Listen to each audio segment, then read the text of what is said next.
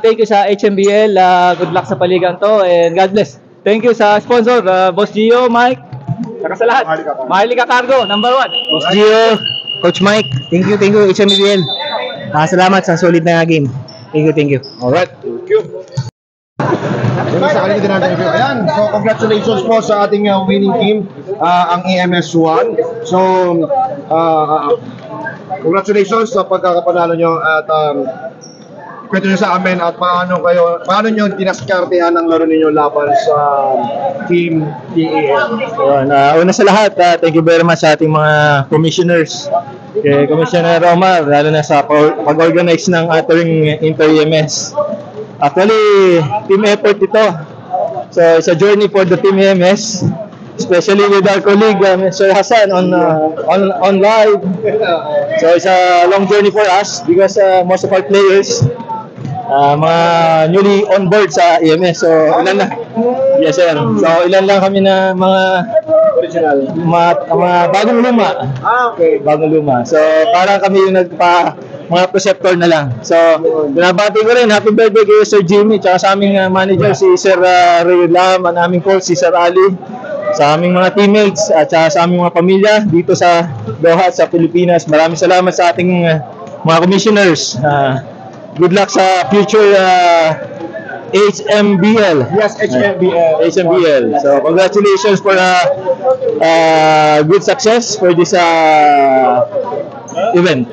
Naglalaro po ba kayo ng basketball other than this? May mga ibang liga po kayo sinaslingan? Actually, sir, meron po, kumbaga, sa inter-company. But then, ito lang yung exclusive na Hamad League for the meantime. So, very thankful kami sa mga organizers, sa ating mga commissioners na at least nabigyan ng break ang mga taga-Hamad even busy during work. So at least kailangan pa rin talaga kasi Yes sir, correct. So part pa rin ng wellness ng mga staff to be involved in physical activity. Yes. So bilang kayo ay bagong luma, yes sir. Ikaw po ba ay bago or bago luma rin? Bago rin po. Bago ka rin. So ano masasabi mo sa laro ito? First time mo bang makasama sila sa liga ng ito or kasama mo na sila sa mga laro? Second league na po ito na nasalihan mo. So ano naman ang experience mo so far playing with the same team? Actually, welcoming naman sila lahat. Kasi magaling naman sila mag-mentor sa aming mga bago. Tsaka binibigyan nila kami ng confidence. Important yun. May support na galing sa kanila Kaya okay din. Hindi nakakaba pag maglaro kasama sila. Yun ang mainam, no? Ilang kayo lahat dun sa team? Actually, 25. Ang dami, no? Kasi most of us, we're working na shift. So, like yung other players, they're working coming from night shift. Then the other will be going to night shift. Yeah. So, parang na lang, konting sakripisyo. Yeah, sakripisyo. Para for the love of basketball, ito yun. Yeah. Pa nga po ako So, thank you very much po sa ating mga sponsors for sponsoring Hamad. Yes. At welcome po kayo sa Hamad anytime na yes, of course. Kailangan din namin mag-check up. Ayan, so, any message sa mga family, sa friends niyo? Kasi i-post ko ito sa page ni Kaloy Vlog. So, ako po yung congratulations, sir, sa pag-follow dito sa ating Hamad League, Hamad Medical Basketball League. So, batiin niyo po. Meron kayo gusto batiin? Nabati po namin, first of all, yung ating EMS family.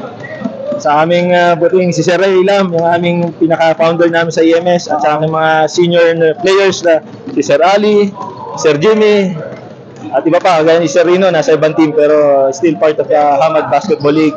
Sa aming pamilya, yung mga pamilya na nandito sa Doha, sa way back in the Philippines. Maraming salamat po at nagpapapawis lang kami para may libangan. Correct. Para makita nila na talaga hindi lang puro trabaho. Tama po kayo, sir. Alright.